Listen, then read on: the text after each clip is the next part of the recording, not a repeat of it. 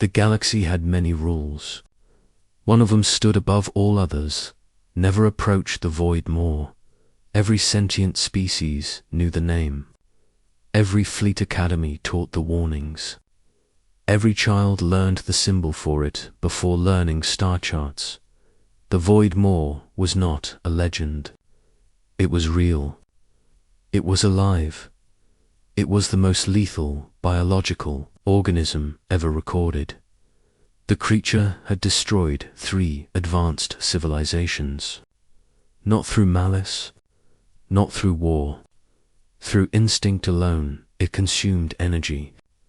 It fed on radiation. It hunted gravity wells like a predator hunted wounded prey. When it arrived in a system, stars dimmed, planets cracked, moons vanished. No weapon had ever harmed it. No shield had ever slowed it. The Galactic Council classified it as an extinction-level life form. Containment was the only option. Destruction was impossible.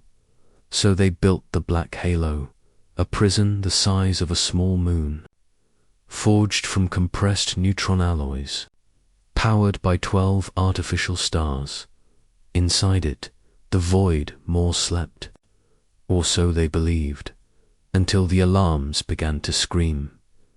The escape happened without warning.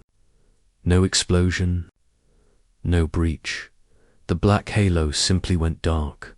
Scouts arrived hours later. They found the prison intact. They found the power cores drained. They found claw marks carved through neutron metal. The Void Maw was gone.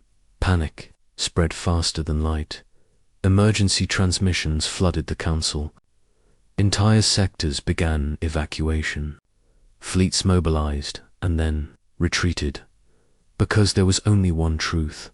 Nothing could stop it. The creature was expected to move toward the densest star cluster nearby. Instead, it changed direction. It moved toward a small yellow star, Sol, the human system. The council tried to warn them, but the message arrived too late. By the time humanity learned what was coming, the Void Maw had already crossed the heliopause. Human telescopes detected it first, a distortion in space, a shadow where light bent incorrectly, an absence that hurt to observe. Scientists froze in disbelief. Military commanders stared in silence. They pulled up the ancient files. They read the casualty reports. They saw the extinction markers. Earth should have burned within hours instead. Something unexpected happened. The Void Maw slowed as it drifted closer to the inner system. Its violent gravitational pulses weakened. Solar flares stopped feeding it. Radiation absorption dropped sharply. The creature shrank. Sensors struggled to understand the readings. The mass was decreasing. The energy intake was collapsing. It looked weaker by the time it reached Mars orbit. The Void Maw was no longer tearing space apart. It was barely holding its form. Human ships approached cautiously. No weapons were powered. No attack formations were formed. They expected a trick. They expected a sudden burst of violence. It never came. Instead, the creature curled inward.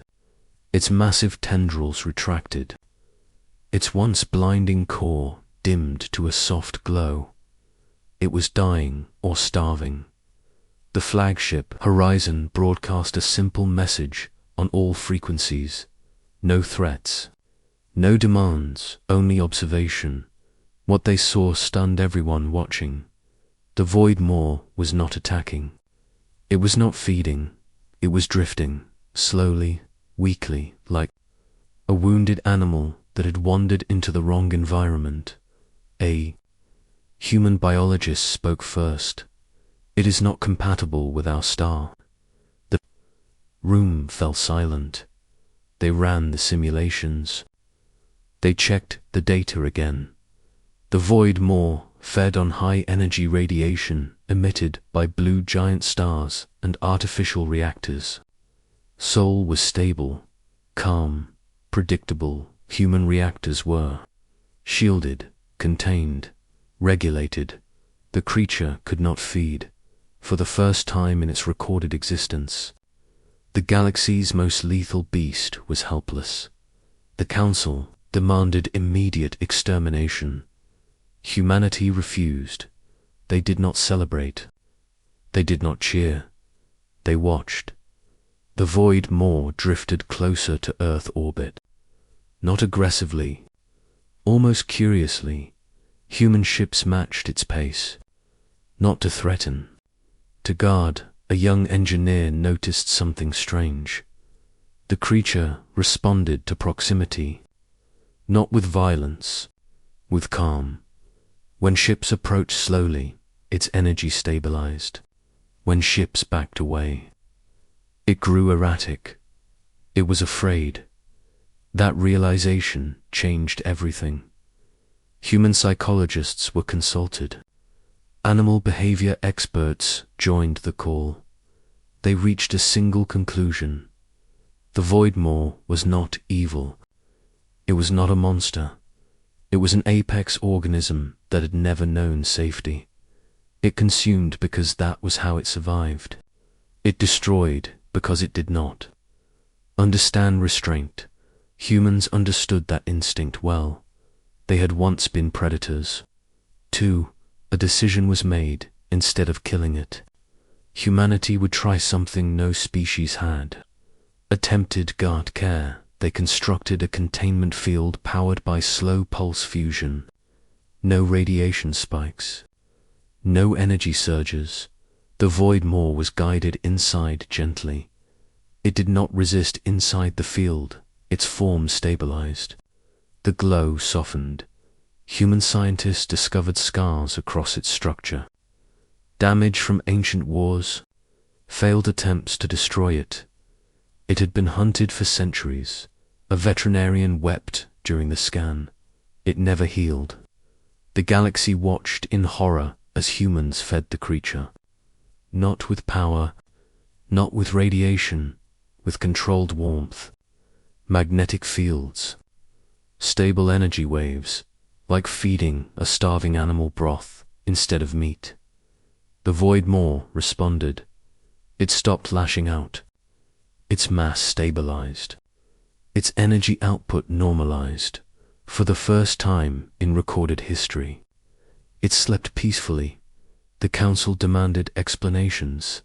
Humanity sent a simple message. It was never lethal by choice. Months passed. The Void Maw remained in human custody. No systems were destroyed. No fleets were lost. The creature adapted.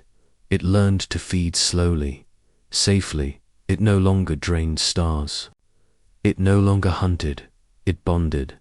Human ships became familiar shapes to it. It followed patrol routes.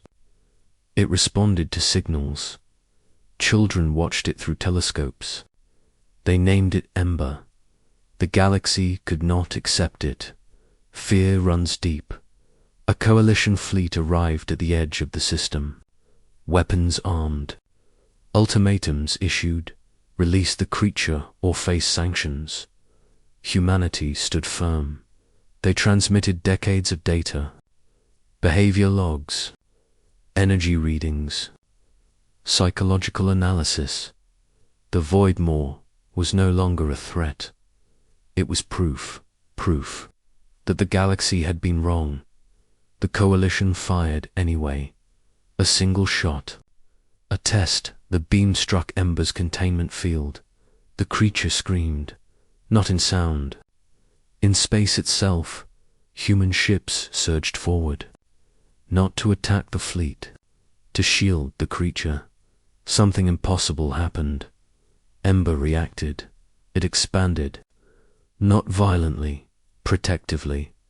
Its energy field wrapped around the human ships, reinforced their shields, stabilized their reactors. The shot dissipated. Harmlessly. The coalition fleet retreated in terror. The message was clear. The galaxy's most lethal beast had chosen a side. Years passed. Ember became a guardian, a living shield against cosmic threats, a protector of trade routes. Where it drifted, pirates vanished. Where it slept, systems flourished. The Council quietly rewrote history. They changed the classification from extinction-level lifeform to sentient ally. Humans were asked why they took the risk, why they protected what everyone feared. The answer was simple: because we recognized ourselves.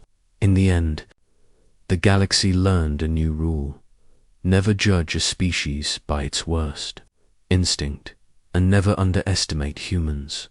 They looked at the galaxy's greatest nightmare and saw something calm, something helpless, something worth saving. Asterisk.